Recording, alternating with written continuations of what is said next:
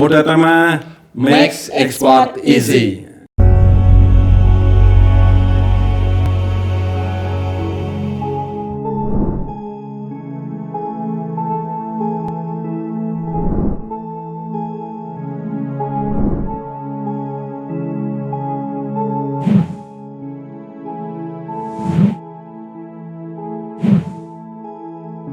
Assalamualaikum warahmatullahi wabarakatuh. Waalaikumsalam warahmatullahi wabarakatuh. Ya, baik, terima kasih. Ini dengan Bapak Khairul, owner dari Moda Tama Global Logistik. Iya, betul. Betul, Bapak? Betul. Dan yang satunya dengan Mas Hakim. Mas Hakim. Ya.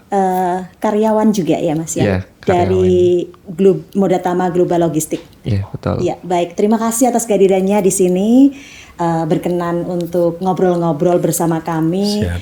Dan kami ini penasaran sekali Bapak Khairul tentang eksisnya Moda Tama Global Logistik selama ini di Kabupaten Jepara. Ini termasuk Moda Tama Global Logistik ini number one yang paling dikenal di masyarakat Kota Jepara. Dan Moda Tama Global Logistik ini juga menjadi trendsetternya masyarakat Jepara untuk mengirimkan barang. Kita juga mengenal Bapak Khairul ini dikenal sebagai Mr. Container, itu sudah lama sekali. Dan mungkin bisa disampaikan oleh Bapak Khairul Moda Tama Global Logistik. Kalau nggak salah beberapa tahun yang lalu itu namanya Moda Tama Kargo ya Pak ya? Betul. Tapi kenapa bisa berubah Moda Tama Global Logistik?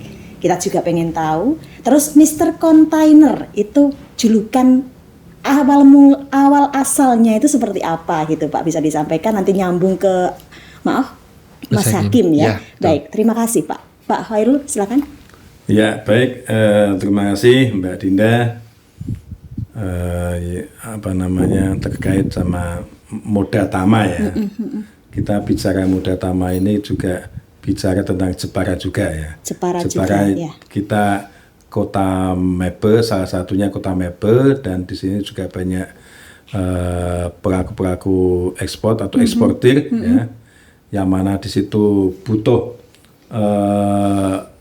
bantuan bagaimana caranya mengekspor ya.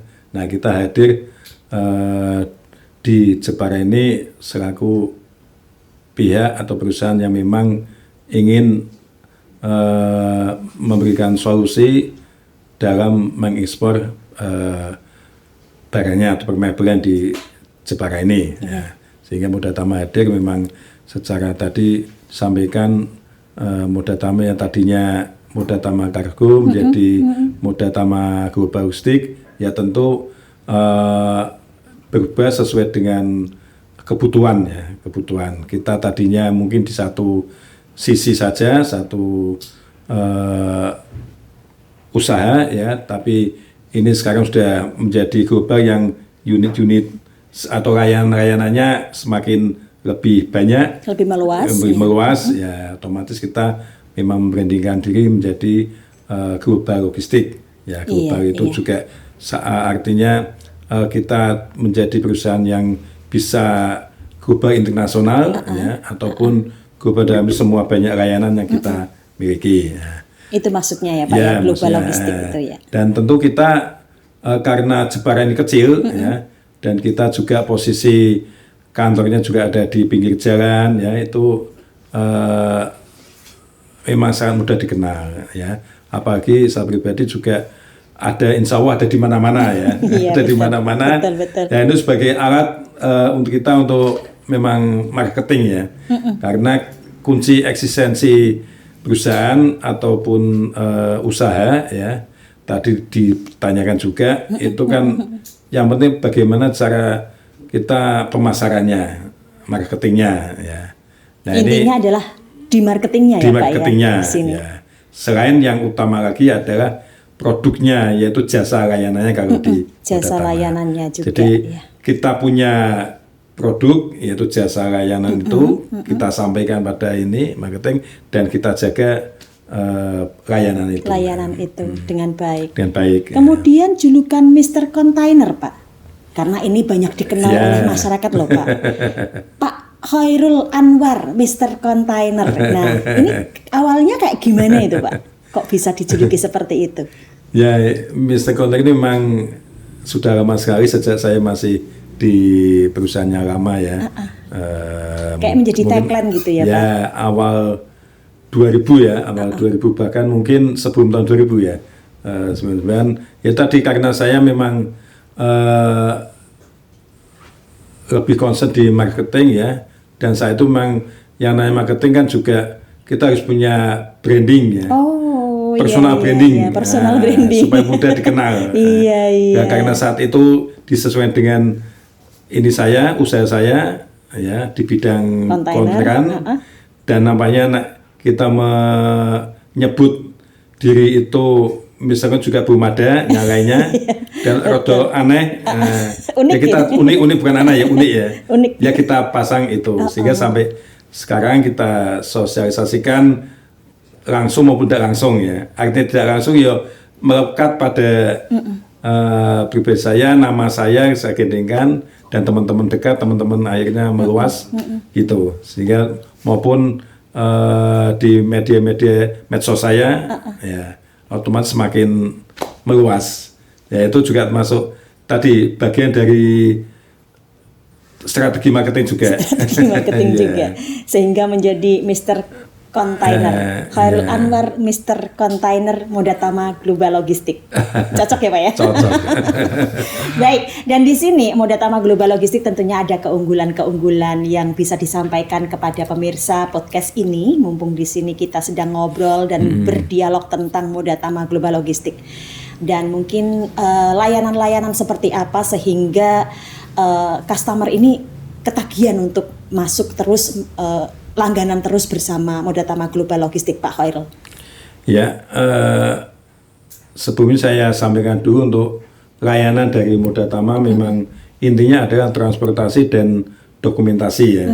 Transportasi mungkin disingkat itu kita ada 3 layanan ya, shipping, tracking, dan warehousing ya, pergudangan. Tapi di dalam itu di udara lagi itemnya memang banyak ya. Tadi ada dokumentasi, ada macam-macam ya. Betul, tapi singkatnya kita ngomong itu orang yang di dunia itu sudah paham ya. Nah di situ tujuh itemnya kita pengirimannya adalah bisa lewat udara, lewat laut mayoritas ya. Udara bisa partai kecil maupun partai besar. Tidak mesti pakai kontainer semua itu yang datang ke Jepara ya, tapi juga kecil-kecil namanya LCL ya atau paket-paket itu ya. Itu bisa kita layani, kemudian dokumentasi dalam bentuk apapun kita bisa membantu ya. Bagi perusahaan yang tidak punya izin ekspor atau belum mungkin karena masih merasa kecil itu belum, sehingga kita bisa membantu itu untuk tadi masa bergudangan. Bagi yang tidak punya gudang, belanja di mana-mana dikumpulkan di satu tempat di gudang saya. Itu juga bisa. Ya, kita melayani itu. Jadi banyak layanan sudah kita miliki, dan insya Allah tadi seperti kami sampaikan bahwa sementing calon pelanggan punya buyer ya, dan sudah punya barang di mana dia beli, ngomong aja mau ekspor ke mana, misalnya ke Eropa ya, ke Belanda misalnya ya, ngomong aja ya kita uruskan semua. Oh gitu ya. Terima bersih. Nanti sementing negosiasi harga, yuk kita rembuk, udah cocok, ya jalan aja ya. Dan tempat penampungan barang juga disediakan. Sediakan. Kalau kami mengatakan lebih mudah tempat penampungan barang gitu aja ya Pak ya. Pergudangan ya. Baik Pak Khairul, kami mau berpindah ke, mohon maaf Mas Hakim. Ini juga salah satu karyawan di Modatama ya Mas Hakim ya. Modatama Global Logistik. Mungkin Mas Hakim di bidang apa Mas? Saya di bidang marketingnya. Marketingnya, wah cocok betul. Ini ya. Kalau di bidang marketingnya tadi seperti yang disampaikan Pak Khairul, yang paling diutamakan di sini adalah marketing dan layanan. di Moda Tama Global Logistik. Untuk Mas Hakim sendiri, seperti apa dalam menjalankan tugas sebagai marketing ini, kiat-kiatnya bagaimana, kemudian trik-triknya seperti apa sehingga Moda Tama ini menjadi andalan para customer untuk mengirimkan barang. Seperti apa itu Mas Hakim? Ya tadi kalau Pak Khairul kan tagline-nya untuk Pak Khairul sendiri kan kayak slogan ada Mr. Container gitu ya. Kalau Mas Hakim ada slogan juga? Ya itu mungkin belum ya. Maksudnya ini untuk Moda Tama lah. Moda Tama kan punya slogan atau tagline itu kan make export easy. Nah itu kan membuat ekspor lebih mudah ya. Kita membuat bisa ekspor lebih mudah. Betul. Itu kan nanti kita bantu para calon customer itu dimudahkan lah ya, bisa dikatakan kita itu mau memanjakan customer. Wah, servis kita lah karena kita kan produk kita kan itu jasa ya, kan servis. Nah kita berikan servis yang terbaik lah untuk para customernya gitu. Servis terbaik untuk para customer. Yang seperti apa itu Mas? Saya pengen lebih spesifik servis terbaik untuk para customer. Nah ini. Biasanya nomor 1 kan fast respon ya pastinya fast respon kita bisa dikatakan ready itu 24 jam. Wah, 24 jam kita siap melayani. Ya, betul. Kalau seumpama kita tidak tidur atau waktu ibadah mungkin tidak lagi sedang tidur, tidak lagi sedang ibadah, pokoknya siap menjawab langsung gitu ya. Ya, betul. Itu baik itu lewat chat WA, IG, inbox dan lain sebagainya. Betul. Siap menjawab 24 jam. Kalau pengecualian sedang ibadah atau sedang tidur. Betul. Selain itu, Mas Hakim. Ya mungkin apa ya, kita kalau untuk masalah harga kan pasti relatif lah ya.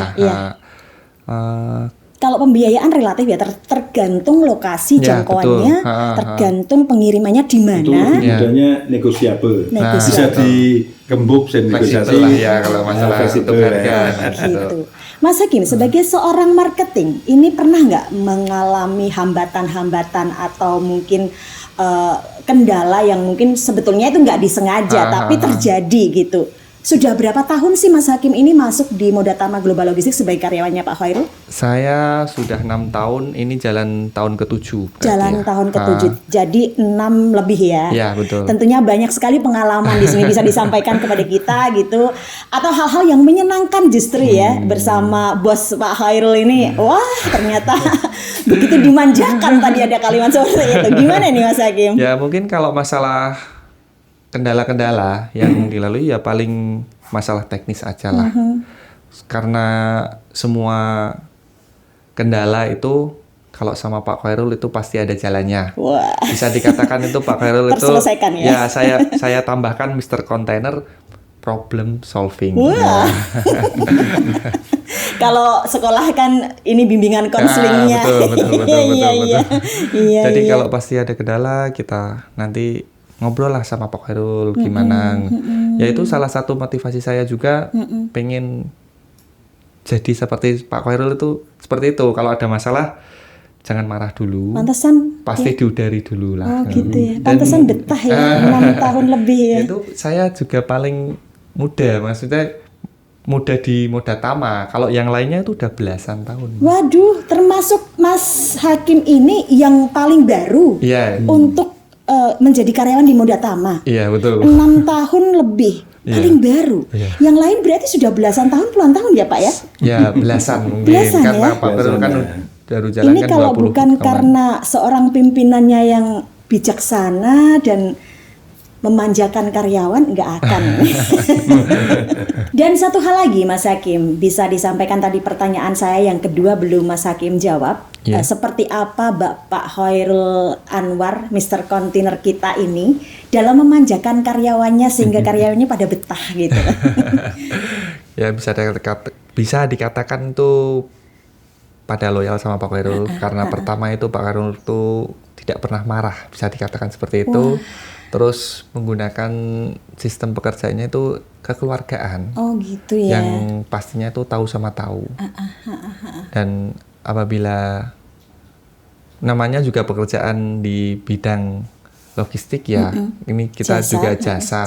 Jadi kalau kita mau bikin sistematis itu malah susah. Jadi karena kita juga pasar kita kan luar negeri ya. Luar negeri juga jamnya kan juga tidak bisa dipastikan. Nggak bisa dipastikan. Betul.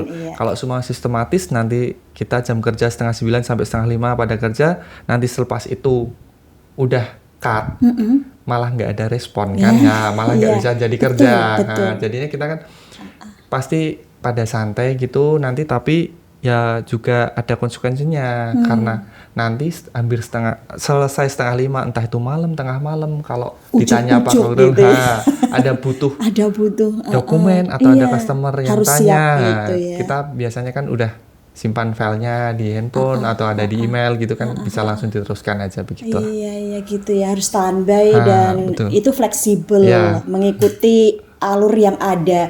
Tidak bisa diatur jam sekian ini. Kayak anak sekolah nggak bisa ya. Sistematis gitu nggak bisa ya Mas Hakim ya. Baik. Terima kasih Mas Hakim, nanti bisa kita lanjutkan obrolan kita. Saya mau berpindah ke Pak Khairul. Seperti apa Bapak Khairul dalam menjadi seorang owner pemimpin ini, sehingga tadi disampaikan testimoni loh Pak ini dari karyawan sendiri Pak. Tidak pernah marah ini ya. Dan ini nggak mudah Pak. Kalau misalnya menjadi seorang pimpinan tidak pernah marah. Ini marahnya ditaruh di saku atau ditaruh di sepatu atau dibuang kemana ini Pak? Bisa disampaikan? Kawan bayi ya. Iya. Jadi tadi karakter kita memang tiap orang beda-beda, tiap pemimpin beda-beda. Ya akhirnya saya ya apa adanya seperti ini lah. Enggak digawe-gawe, ya enggak ya tergantung nanti berhadapan dengan siapa yang cocok dan karakter dari perusahaan yang kita pegang seperti apa. Tapi bukan berarti kita kan terus lepas begitu saja ya. Iya. Nah, tetap kita ada koridor-koridor yang memang ya perlu harus kita tegur ya. Tetap ada ketegasan. Tetap ada itu ketegasan. Tapi tidak meledak-ledak. Nah, ini kalau memang bisa bicarakan lebih kekeluargaan ya, tadi omong-omong face to face ataupun kita rebukan hati ya, ya harus kita ini kan tadi yang betul yang disampaikan Mas Hakim. Saya memang lebih fokus ke penyelesaian masalah ya. Saya aja memang saya pribadi pernah membuat desain ya.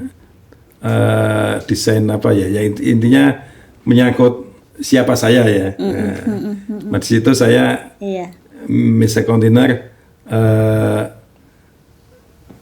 think and solve. Bisa think and solve. Jadi berpikir dan menyelesaikan. Maksudnya ketika kita menghadapi sesuatu, kita mesti mikir tadi ada mudari, ada bla ya. Tapi kan menyelesaikan tapi terus ujungnya. Kita selesaikan. Solve-nya itu kita menyelesaikan. Ini yang termasuk karakter saya ya. Nah, itu yang ya itu tadi sudah tak bikin, cuman memang kayaknya belum launching ini ya. Terus kayak Mas Firman lagi Pak ini. Udah suwi pisan. Diviralkan lagi tagline-nya.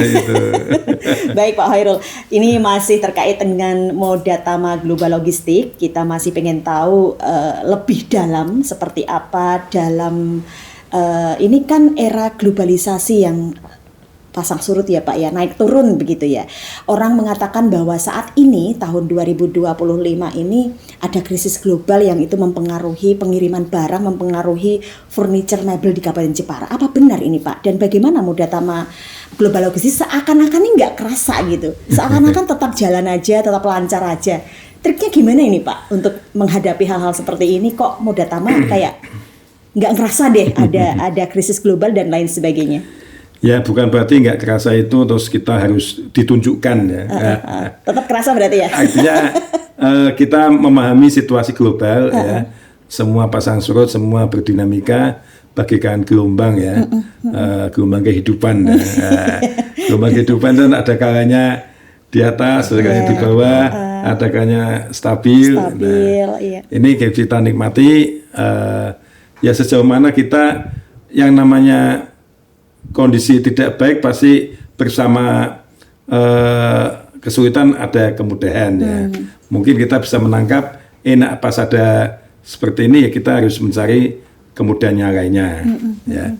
Jadi di dunia bisnis ini memang kita juga ikut, tidak bisa lepas dari ini pihak lain. Artinya kita hadir ini kan sebagai termasuk ini ya, dengan kita hadir karena ada ini ya. Jadi karena ada ekspor ya. Kalau ekspornya sepi sebetulnya juga ikut lesu juga. Ya. Moda Tama Global Logistik ada karena ada ekspor. Ada ekspor, Jepara ya. Cuman bagaimana supaya kita tidak ikut berlarut-larut, kita meminimalisir masalah. Ya mungkin cara marketing kita memang kita kembangkan sebanyak mungkin kita punya customer ya. Ya, jadi punya customer 1-2 itu saja. Nek pas dia yang itu katut sepi, yuk kita katut sepi juga. Tapi nek kita punya banyak, yang ini masih, yang ini sedang, ini nanti gantian muter ini terus. Terus kita juga cari prospektur yang baru akan datang masuk sehingga. Ada berapa customer Pak itu kalau Bapak tadi bilang banyak gitu? Dihitung ya. Tadi ada mulai ratusan sampai ya. Nek dihitung mulai yang baiknya lesu maupun yang masih aktif, yang tidak aktif, bahkan yang sudah tidak ikut lagi atau bagaimana itu ya ratusan ya, Pak, ya. Tapi kita kan tadi itu alhamdulillahnya kan ada ini penyimbang ya, satu sedang gini, ini sedang gini.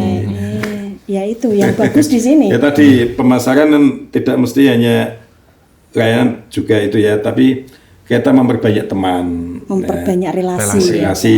Bisnis ya. Servis nek kita baik, insya Allah mereka yang ini akan melakukan pemasaran juga dari mulut ke mulut, akan mempromosikan tanpa kita minta. Betul. Namanya apa ya nek dunia istilah nganu ya. Saya kok lupa itu.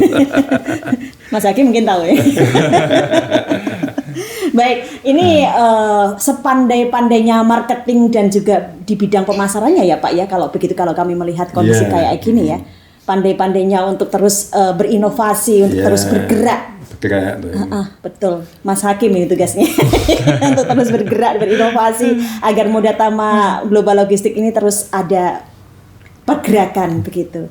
Dan sebagai seorang pemimpin Bapak Khairul, di sini tentunya pernah mengalami gejolak-gejolak ya Pak ya, untuk pengiriman barang tiba-tiba dibatalkan, kemudian tiba-tiba nggak jadi atau tiba-tiba ada klaim kayak gitu, pernah nggak? Ya, pernah semuanya. Jadi model apapun karena sudah puluhan tahun. Sudah berapa tahun sih Pak ini berdiri? Kalau Moda Tamanya kan mulai 2000 saya buka sendiri usaha ya. Saya sebentar mulai awal saya masuk di jasa ini kan 97 ya, kemudian 2003 resign dan bergabung dengan teman ya. Setelah itu 2008 kita murni kita sendiri ya. Jadi ada step-stepnya seperti itu. 2008, memang semua tadi berdinamika dan suka dukanya ya ada semuanya. Ya alhamdulillah nek saya anggap ya banyak sukanya ya. Duka pasti ada ya. Kalau nggak banyak sukanya nggak akan bertahan.